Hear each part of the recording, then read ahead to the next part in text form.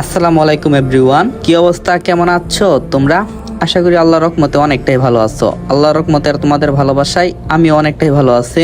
তাই তো তোমাদের জন্য নিয়ে আসলাম তুমি আমার ফুলের কলি গল্পের পার্ট 4। তো বেশি কথা না কইয়া চলো আমরা গল্পটা শুরু কইরা দেই। স্বামীকে কাজিন বলতে লজ্জা করছে না? তাসফিয়া, তুই কেমন মেয়ে, নিজের স্বামীকে বান্ধবীদের সাথে কাজিন বলে পরিচয় দিতেছিস? আচ্ছা, তুই বড় হবি কবে নিজের স্বামীকে মেয়েরাম যেখানে কিনা তার সব বান্ধবীদের সাথে গর্ব করে পরিচয় করিয়ে দেই, যাতে কোনো বান্ধবীর সাথে রিলেশনে না জড়াতে পারে।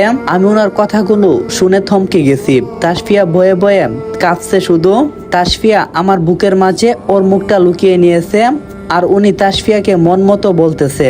তাসফিয়া বলল, খালামণি তুমি এখানে?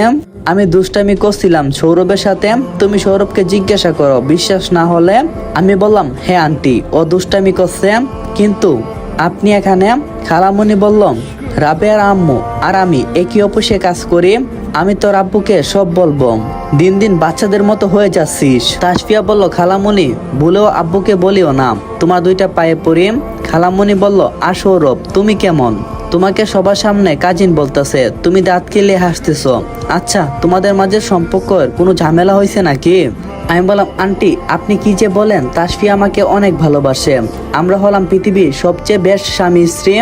আন্টি, তাসফিয়ার বাড়িতে কাউকে কোনো কিছু বলার দরকার নেই, আমি ওর হয়ে ক্ষমা চাচ্ছি আপনার কাছে। আন্টি বলল, ঠিক আছে তাসফিয়া, তোর ভাগ্য অনেক ভালো যে সৌরভের মতো একটা ভর তোর কপালে জুড়ছে। শুন, স্বামীকে শাড়ির আসলে বেঁধে রাখতে হই, আর যদি এই বাঁধনটা একবার ছেড়ে দিস তাহলে সহজে আর জোড়া লাগবে না।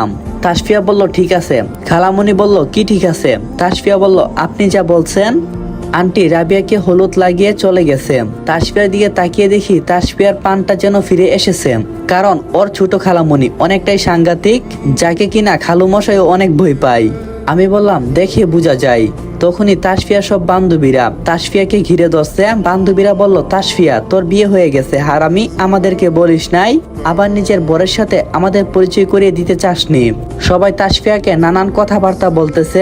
রাবিয়া বলল, তাসফিয়া তোর বরটা না অনেক সুন্দর, অনেক তোর সাথে মানিয়েছে, সত্যি তুই অনেক লাকি, উনার মতো একটা ভর তোর হয়েছে। তাসফিয়া বলল, হ্যাঁ অনেক ভাগ্যবতী আমি। বান্ধবীরা বলল, বিয়েতে তো দাওয়াত দিসনি, একবার কল করে টিটও দিসনি। তাসফিয়া বলল, আমি বললে তো আর হবে না, ওকে তো ফ্রি থাকতে হবে। তাসফিয়া আমার কানের কাছে এসে বলছে, আপনি ওদের সবাইকে বলে দেন আপনার সময় হবে না, আপনার অফিসে অনেক কাজ। আমি বললাম, আমি কেন মিথ্যা বলবো? তাসফিয়া বলল, প্লিজ আমার জন্য না হই একটা মিথ্যা কথাই বললেন, তা না হলে ওরা আমাকে ফকির বানিয়ে দেবে, ওরা মাগনা পেলে কোনো কিছুই ছাড়ে না, রাক্ষসের মতো খাই। বান্ধবীরা বলল, কিরে দুইজনে ফিসির ফিসির করে কথা বলছিস, বল টিট দিবি কিনা আমাদের? তাসফিয়া বলল, টিট তো দিতাম, কিন্তু সৌরভের অফিসে যে কাজ আছে তার তো ছুটি নেই, আমি না হই পরে একদিন তোদেরকে ফোন করে জানিয়ে দেব। আমি বললাম, তাসফিয়া মিথ্যা বলছো কেন, আমার অফিসে তেমন কাজ নেই, আপনারা যা বলবেন আমি তাতেই রাজি। তখন তাসফিয়ার এক বান্ধবী বলল, তাহলে শুক্রবারে কেমন হই? তাহলে তাসফিয়া ওইদিকে নাচ হচ্ছে, আমরা নাচ দেখতে গেলাম। তাসফিয়া বলল, হ্যাঁ যা। আপনি কেন রাজি হতে গেলেন বলুন তো? আপনার কাছে তো টাকা নেই, এখন আমি টাকা কোথায় পাবো? আমি বললাম, তোমার বয়ফ্রেন্ড ইমরানের কাছ থেকে চেয়ে নাও। তাসফিয়া বলল, জীবনও পারবো না, দেখি আম্মুর কাছে। আপনি আমাকে ইচ্ছা করে ফাঁসিয়েছেন, সমস্যা নাই, আমারও সময় আসবে তখন দেখেন। আমি বললাম, রাত অনেক হয়েছে, এবার বাড়িতে চলো। তাসফিয়া বলল, আমার অনেক পিপাসা পেয়েছে, গলাটা শুকিয়ে গেছে, একটু পানি খেতে হবে। আমি বললাম, তুমি এখানে বসো, আমি পানি নিয়ে আসছি। তাসফিয়াকে রেখে আমি পানি আনতে গেছি, কিন্তু পানি নিয়ে এসে দেখি তাসফিয়া এখানে নেই। কিছুটা খোঁজাখুঁজি করার পর তাসফিয়া ছেলেদের সাথে নাচতেছে। পানির জগটা ফেলে তাসফিয়ার দিকে এগিয়ে গেছে। তাসফিয়া মাঝে, তাকে ঘিরে ছেলেরা যেন গুল হয়ে গেছে। আমি ছেলেদেরকে ধাক্কা দিয়ে দেখি তাসফিয়া ইমরানের সাথে নাচতেছে। মনটা খারাপ হয়ে গেল, ইচ্ছে করছিল ইমরানকে কইটা কষিয়ে থাপ্পড় বসিয়ে দেই, তাসফিয়াকে নিয়ে যাই, কিন্তু তাসফিয়া ইমরানকে ভালোবাসে। এখানে তাসফিয়ার ইচ্ছে হয়েছে, তাই তাকে কোনো কিছু করতে পারবো না। চেয়ারে বসে তাসফিয়ার কাহিনীগুলা দেখছি। তখনই একটা ছেলে এসে বলে, আপনার নাম সৌরভ, আপনি কি তাসফিয়ার বর? আমি বললাম, হ্যাঁ আমার নাম সৌরভ, আর তাসফিয়া আমার বউ, আপনি কে? ছেলেটা বলল, আমি না হই কে সেটা পরে জানবেন, আপনি তাসফিয়াকে কিছু বলছেন না কেন? আর ইমরান কিন্তু ছেলে হিসাবে তেমন ভালো না। তাসফিয়া জানে ইমরান গরিব পরিবারের ছেলে, কিন্তু ইমরান হলো ধনী পরিবারের ছেলে। আর তাসফিয়া অনেকটাই ভালো মেয়ে, আর ও অনেক ইমোশনাল ভাবে তাসফিয়াকে ভেঙে ফেলেছে। আমি বললাম, কিন্তু আপনি এত কিছু জানেন কি করে? ছেলেটা বলল, আমার সম্পর্ক না হই আপনি পরে জানলেন। তখন ছেলেটা যা বলল তা শুনে যেন আমার চোখটা কপালে উঠে গেল, কারণ ছেলেটা বলল তাসফিয়াকে নাকি পানির সাথে ড্রিঙ্কস মিশিয়ে খাওয়ানো হয়েছে। কথাটা শুনে ছেলেটার গাড়ে ধরে বললাম, তুমি কি সত্যি বলছো? ছেলেটা বলল, হ্যাঁ আমি সত্যি কথা বলছি ভাই। এই কথাটা বলে ছেলেটা সেখান থেকে চলে গেল। আমি মনে মনে ভাবলাম, যাই আগে গিয়ে তাসফিয়াকে এখান থেকে নিয়ে বাসায় চলে যাই। নাচের জায়গায় গিয়ে প্রথমে মিউজিকটা বন্ধ করে দিয়েছি, আর সবাই নাচ বন্ধ করে সোজা তাসফিয়ার কাছে চলে গিয়েছে। আর আমি গিয়ে তাসফিয়ার হাত ধরে তাকে টেনে নিয়ে আসতেছি, তখনই তাসফিয়া নিজের হাতটা টান মেরে ছাড়িয়ে নিয়েছে আর বলল, আপনার সাহস তো কম না, আমাকে স্পর্শ করছেন? আর আপনি না বলছিলেন আমি মরে গেলেও আপনি আমাকে স্পর্শ করবেন না? এই মিউজিক বন্ধ করছে কে? এই মিউজিক চালু করো। আমি বললাম, তাসফিয়া এটা কি হচ্ছে? তুমি এসব কি করছো? তোমার কি সেন্স নেই? তুমি এখনই বাসায় যাবে, চলো আমার সাথে। আবারও তাসফিয়ার হাত ধরছি। তাসফিয়া ঠিক আবার তার হাতটা ছাড়িয়ে নিয়েছে আর বলে, এই আপনার লজ্জা করে না বারবার একটা মেয়ের হাত ধরতে? আপনার মতো বেহায়া ছেলে আমার জীবনে একটাও দেখছি না। কত অপমান করি তাও আমার সাথে কথা বলেন, আপনি জীবনও ভালো হবেন না। ঠিক তখনই ইমরান এসে আমাকে বলে, সৌরভ তুমি বাসায় যাও, আমি তাসফিয়াকে ড্রপ করে দেব। আমি বললাম, খেয়ালের কাছে মুরগি বাগি দেব, ঠিক না? ইমরান বলল, মানে কি বলতে চাচ্ছো? আমি বললাম, যা বুঝার তাই বুঝছো, আমি বাংলাই বলছি। এতদিন আমি তাসফিয়াকে তোমার হাতে তুলে দিতে চাইছি, কিন্তু আজকের পর থেকে ও আমার কাছেই থাকবে। যেহেতু আমরা বিয়ের বন্ধনে জড়িয়ে গেছি, তাকে আর ছাড়বো না। ইমরান বলল, তাসফিয়া কোনোদিন তোর হবে না।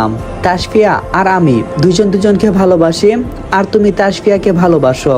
আর একটা কথা মনে রাখো, এক হাতে কিন্তু তালি বাজে না। ইমরান বলল, তাসফিয়া কোনোদিন তোমার হবে না। আমি বললাম, কে বলছে এক হাতে তালি বাজে না? এই দেখো, আঙ্গুল দিয়ে তুড়ি মেরে দেখিয়ে দিয়েছি।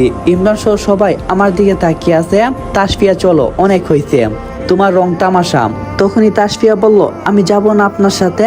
তখনই তাসফিয়াকে একটা জুড়ে কষিয়ে থাপ্পড় মারছি, আর সাথে সাথে তাসফিয়া গালে হাত দিয়ে চেয়ারে বসে পড়ছে। ইমরান বলল, তোর সাহস কি করে হই, তুই তাসফিয়াকে থাপ্পড় মারছিস?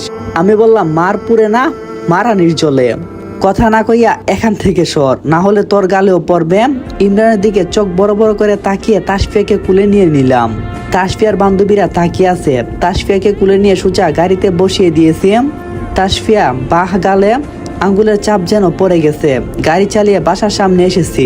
কলিং বেল বাজাতেই দরজা খুলে দিয়েছে। তাসফিয়া ঘুমিয়ে আছে। আম্মু বলল, সৌরভ বৌমার কি হয়েছে? আমি বললাম, তেমন কিছু না, গাড়িতে ঘুমিয়ে গেছে তাই কোলে করে নিয়েছি। আম্মু বলল, ঠিক আছে, তাহলে এখন ঘুম থেকে আর উঠাইস না। আমি বললাম, ঠিক আছে। আম্মা দরজা লাগিয়ে চলে গেছে। তাসফিয়াকে নিয়ে খাটের উপরে শুয়ে দিলাম। রান্নাঘর থেকে ফ্রিজ থেকে লেবুর শরবত বানিয়ে নিয়ে এসেছি। জীবনের প্রথম রান্নাঘরে ঢুকছি, তাও আবার বউকে শরবত বানিয়ে দেওয়ার জন্য। শরবতের গ্লাসটা হাতে নিয়ে রুমে ঢুকে তাসফিয়াকে ডাক দিলাম, তাসফিয়া উঠো। 2-3টা ডাক দেওয়ার পরে তাসফিয়া উঠল আর চোখ মেলে তাকালো আর বলল, আমি কোথায় আছি? রুমে। নাও লেবুর শরবত খাও। তাসফিয়া বলল, ইচ্ছে হচ্ছে না। তাসফিয়াকে জোর করে শরবতটা খাইয়ে দিলাম। তাসফিয়া শরবতটা খেয়ে যেন আবার শুয়ে পড়ছে। আমি রুম থেকে বের হলাম, আবারও ফ্রিজের সামনে গেলাম, বরফটা বের করে হাতে করে তাসফিয়ার জন্য নিয়ে আসলাম। নিয়ে এসে তাসফিয়ার গালে বরফটা রোলে দিচ্ছি, কারণ সকালে যদি উঠে দেখে তার গালে আঙ্গুলের দাগ তাহলে অনেক কষ্ট পাবে। তাসফিয়ার গালে বরফ ডলে দিচ্ছি। বরফ ভালো করে ডলে দেওয়ার পর একটু মলম লাগিয়ে দিলাম, আর আমি উঠে সোফায় ঘুমাতে যাব। তখনই তাসফিয়া আমার শার্ট ধরে রাখছে। আমি বললাম, এই তাসফিয়া শার্ট ছাড়ো, আমি ঘুমাতে যাব।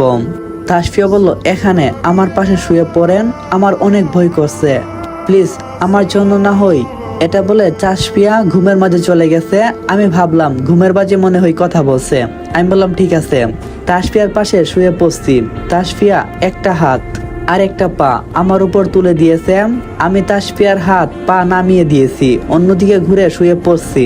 তাসফিয়ার কথা ভেবে ঘুমিয়ে গেছে। সকালে ঘুম থেকে উঠে দেখি তাসফিয়া আবার আমাকে জড়িয়ে ধরে ঘুমাচ্ছে। এই রে কাম সাজছে, আজকে যদি আবার দেখে তাহলে আজকেও থাপ্পড় খেতে হবে। তখনই আম্মা এসে দরজায় নক করে আর বলল, সৌরভ তুই অফিসে যাবি না? আর বৌমা তুমি কি কলেজে যাবে না? তখনই তাসফিয়া চোখ মেলে দেখে আমাকে নিচেই জড়িয়ে ধরে ঘুমাচ্ছে। তাসফিয়া একটা মুচকি হাসি দিয়ে বলে, আম্মু জি উঠতেছি। আমাকে রেখে তাসফিয়া উঠে কোনো কিছু না বলে শাওয়ার নিতে চলে গেছে। আর আমি ভাবছি তাসফিয়া আমাকে কোনো কিছু না বলে চলে গেছে, তাহলে কি তাসফিয়া আমাকে ভালোবেসে ফেলছে, নাকি কাল রাতের ঘটনার জন্য চুপচাপ ছিল? দূর, কোনো কিছুই মাথায় আসছে না। যাই গিয়ে ফ্রেশ হয়ে নেই। শোয়া থেকে উঠে ফ্রেশ হতে চলে গেছি। ফ্রেশ হয়ে এসে দেখি তাসফিয়া কলেজে যাওয়ার জন্য রেডি হয়েছে। আমি বললাম, তাসফিয়া তুমি চাইলে আমি তোমাকে কলেজে ড্রপ করে দিতে পারবো। তাসফিয়া বলল, ঠিক আছে তাই হবে। আমি বললাম, ওকে চলো। রুম থেকে বের হয়ে এসে দেখি আম্মা আব্বা তাসফিয়া সহ নাস্তা করছে। আম্মা আর আব্বা আপুর বাসায় যাবে, আর আমি অফিসে, তাসফিয়া কলেজে। সবাই একসাথে বের হয়েছি। আপা বলল, সৌরভ তাসফিয়ার খেয়াল রাখিস কেমন? আমি বললাম, ঠিক আছে। ওনারা চলে গেছে। আমি তাসফিয়াকে নিয়ে ওর কলেজের সামনে এসেছি। তাসফিয়াকে নামিয়ে দিয়ে আমি চলে আসব। তখনই তাসফিয়া বলল, শুনেন একটু দাঁড়ান, আপনার সাথে একটু কাজ আছে। তখনই ইমরান সহ আরো কিছু ছেলে মেয়ে এসেছে। ইমরান বলল, তাসফিয়া নাও ডিপোসের অ্যাপ্লিকেশন। তাসফিয়া সেটা আমার দিকে এগিয়ে দিয়ে বলল, এই নেন অ্যাপ্লিকেশন, এখানে সাইন করে দেন। তখন আমি বললাম, কিন্তু তাসফিয়া তুমি আমার কথাটা তো শুনবে। তাসফিয়া বলল, কাল রাতে অনেক বলছেন, আমি শুনছি শুধু, যদিও আমার সব কথা মনে নেই, তবে ইমরানকে অনেক ভালোবাসি। কথা না বাড়িয়ে সাইন করে দেন। আমি বললাম, ঠিক আছে, কাগজটা আমার কাছে দাও। কাগজটা হাতে নিয়ে পড়তে আরম্ভ করছি। এখানে লেখা আছে সবকিছু আমার দোষ, আমি মদ খাই, প্রতিদিন তাসফিয়াকে অত্যাচার করি, আর আমি অনেক মেয়ের সাথে অবৈধ সম্পর্কে জড়িত। তাসফিয়ার দিকে তাকিয়ে দেখি তাসফিয়া অনেক খুশি। আমি ডিভোর্সের অ্যাপ্লিকেশনের কাগজে সাইন করে দিলাম। নাও তাসফিয়া, আশা করি তুমি জীবনে অনেক বড় ভুল করছো। বাইক নিয়ে চলে আসতে যাব, তখনই তাসফিয়ার বান্ধবী আমাকে উদ্দেশ্য করে বলল, মিস্টার সৌরভ আপনি আমাকে বিয়ে করবেন? আমি বললাম, মানে? তাসফিয়া বলল, স্নেহা তুই কি বলছিস, ওকে তুই বিয়ে করবি? স্নেহা বলল, হ্যাঁ, তোদের তো 3 মাস পর এমনিতেই ডিভোর্স হয়ে যাবে। আপনাকে আমার অনেক ভালো লাগে, আপনি চাইলে আপনাকে বিয়ে করব। যদি আপনি রাজি থাকেন তাহলে আপনার নাম্বারটা দেবেন। আমি বললাম, হ্যাঁ আমি রাজি। স্নেহার মোবাইলে আমার নাম্বারটা উঠিয়ে দিয়ে সেভ করে দিয়েছি। তাসফিয়া হাসিমাখা চেহারাটা যেন কালো হয়ে গেছে। আচ্ছা স্নেহা, আজকে আমি আসি, আমাকে আবার অফিসে যেতে হবে, তারপর আমি এসে তোমাকে আবার নিয়ে যাব। স্নেহা বলল, ঠিক আছে, আমি কিন্তু অপেক্ষা করব। তাসফিয়া বলল, তাহলে আমাকে কে নিয়ে যাবে? আমি বললাম, হ্যালো মিস, আপনি কেন আমার ব্যাপারে কথা বলছেন? আপনার বয়ফ্রেন্ড আছে না, ও আপনাকে নিয়ে যাবে। স্নেহা, তাহলে এখন আমি যাই, আমি এসে তোমাকে নিয়ে যাব কেমন? তাসফিয়া আমার দিকে চোখগুলো বড় বড় করে তাকিয়ে আছে। আমি স্নেহাকে চোখ টিপ মেরে চলে এসেছি ডিভোর্সের অ্যাপ্লিকেশনের সাইন করার সময়, কারণ আমি মনে করছিলাম তাসফিয়া আস্তে আস্তে আমাকে ভালোবেসে ফেলবে, কিন্তু তা হলো না। বিয়ের 6 মাসের মাথায় তাসফিয়া আমার কাছে ডিভোর্স চাইবে, তা আমি কল্পনাও করিনি। কিন্তু তাসফিয়া তার বয়ফ্রেন্ডের কাছে ফিরে যেতে চাই। আজ তাসফিয়াকে মুক্ত করে দিলাম, মাত্র কিছুদিন পর আমাদের ডিভোর্স হয়ে যাবে। মনটা খারাপ করে অফিসে ঢুকছি। ম্যাডাম আমার দিকে তাকিয়ে আছে। ম্যাডাম বলল, সৌরভ তোমার মন খারাপ কেন? না ম্যাম, ভালো আছে। ম্যাডাম আমার দিকে তাকিয়ে চলে গেল। কাজগুলো মনোযোগ দিয়ে করতে চাইছি, কিন্তু পাচ্ছি না। দূর, কাজে মন বসছে না। অনেক কষ্টে কাজ করলাম, তাও আবার দুপুর পর্যন্ত। লাঞ্চের সময় এসে ম্যাডাম বলে, সৌরভ তুমি চাইলে আজকে যেতে পারো, আর কাল তো তোমার বন্ধ, মন খুলে একটু ফ্রেশ হয়ে নিও। আমি বললাম, ঠিক আছে। অফিস থেকে বের হয়েছি, দেখি মোবাইলটা কানতাছে, হাতে নিয়ে দেখি তাসফিয়ার নাম্বার। সাথে সাথে কলটা কেটে দিয়েছি। তাসফিয়া আরো 3বার কল দিয়েছে, কল কেটে দিয়েছি। স্নেহাকে আনতে কলেজে গেছি। দেখি স্নেহা আর তাসফিয়া দুইজনে দাঁড়িয়ে কথা কাটাকাটি করছে। তাসফিয়া বলল, স্নেহা তুই মনে করছিস সৌরভ তোকে বাসায় নিয়ে যাবে? স্নেহা বলল, হ অবশ্যই নিয়ে যাবে। আচ্ছা তাসফিয়া তুই কেমন মেয়ে? সৌরভকে তুই তো নিজেই ডিভোর্স দিলি, তাহলে আবার ওর সাথে বাসায় যাবি কেন?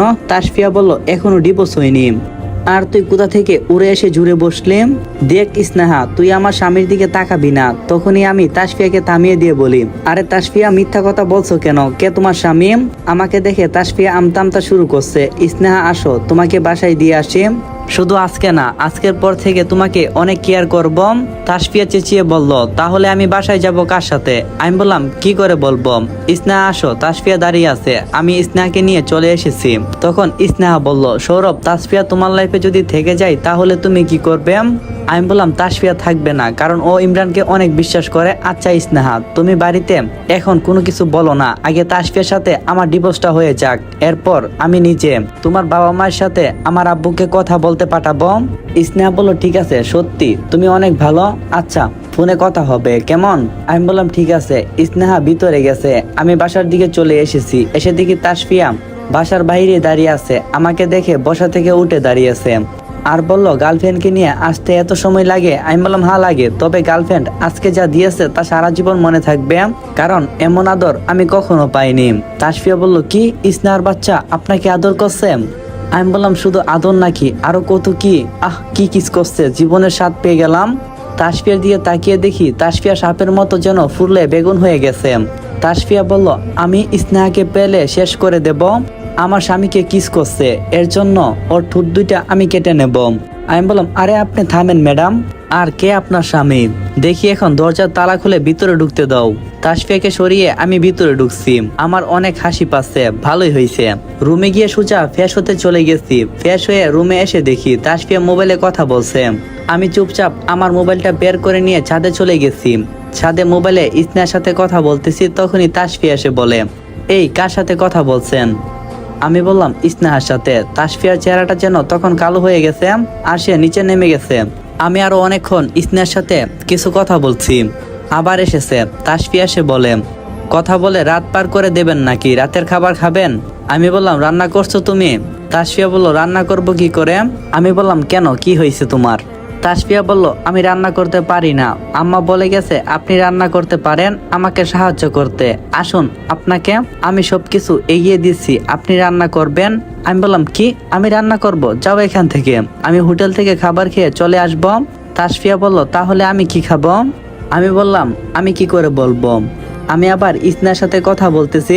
তখনই তাসফিয়া সে পিছন থেকে মোবাইলটা টান মেরে সোজা মোবাইল নিয়ে ফোনটা কেটে দিয়েছে।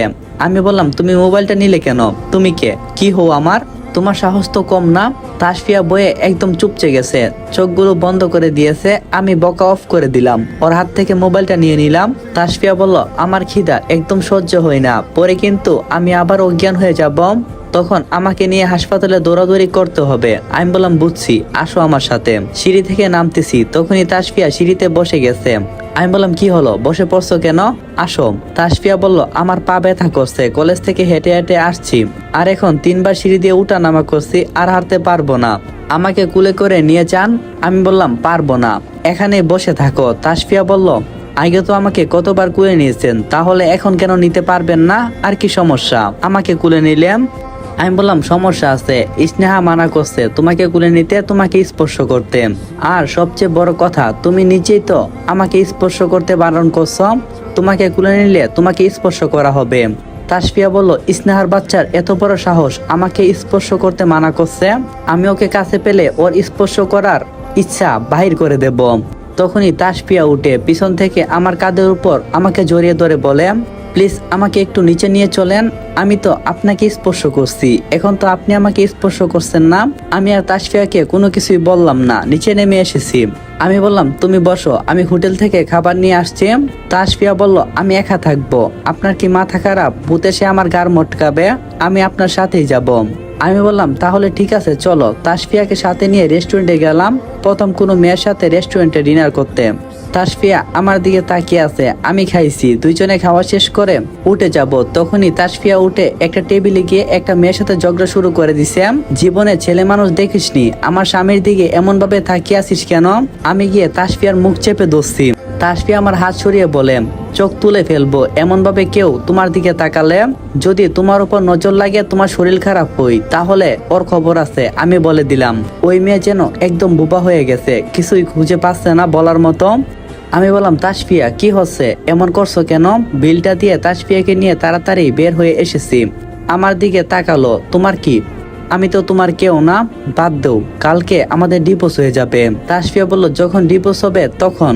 এখন থেকে আপনি বাহিরে বের হলে সেজেগুজে বের হবেন না।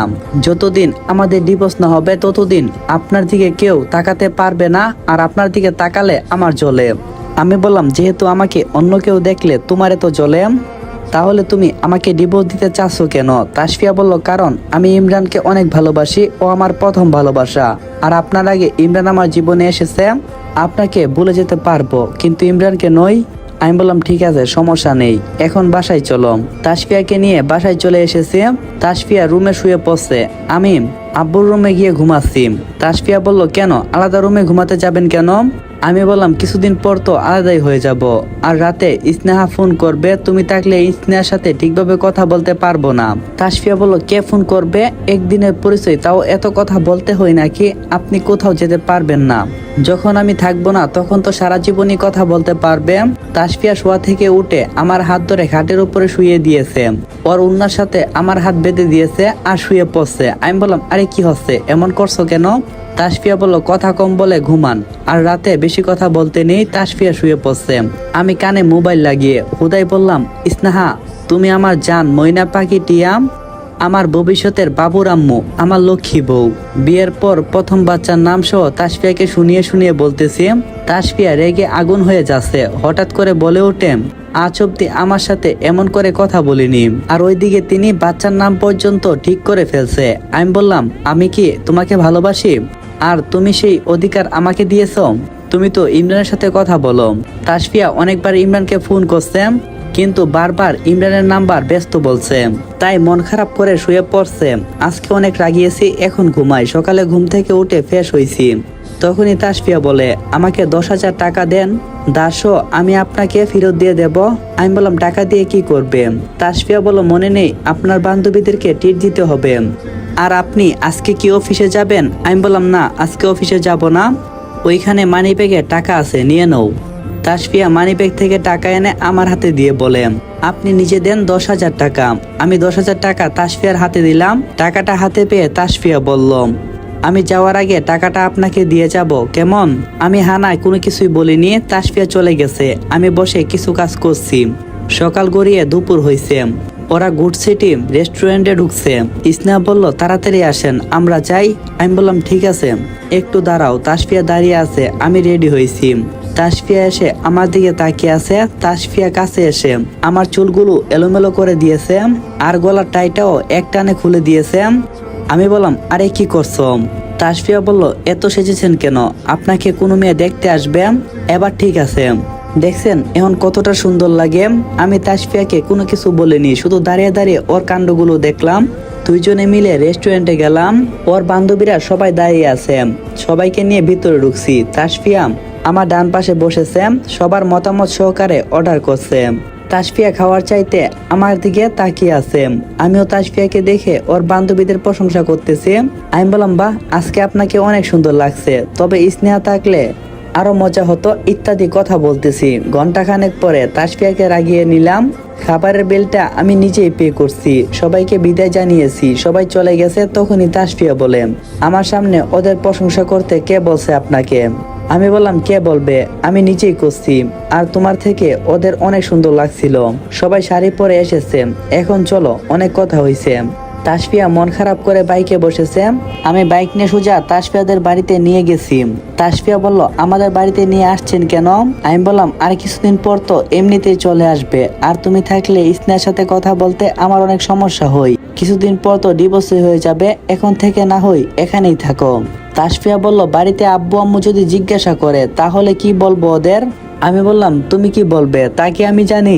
আচ্ছা আমি যাই, তোমার আব্বু আম্মুকে আমার সালাম দিও, আর আমাদের বাসায় তোমার যা যা আছে সবকিছু আমি একদিন সময় করে নিয়ে আসবো। তাসফিয়া বলল, আরো তো 3 মাস, কিন্তু আপনি আমাকে এখানে রেখে যাবেন? আমি বললাম, হ্যাঁ রেখে যাচ্ছি, তুমি যাও, আমি গেলাম, ভালো থেকো, আমি যাই, তোমার সাথে আর দেখা নাও হতে পারে, আল্লাহ হাফেজ। এই বলে তাসফিয়াকে তাদের বাড়িতে দিয়ে আমি চলে এসেছি।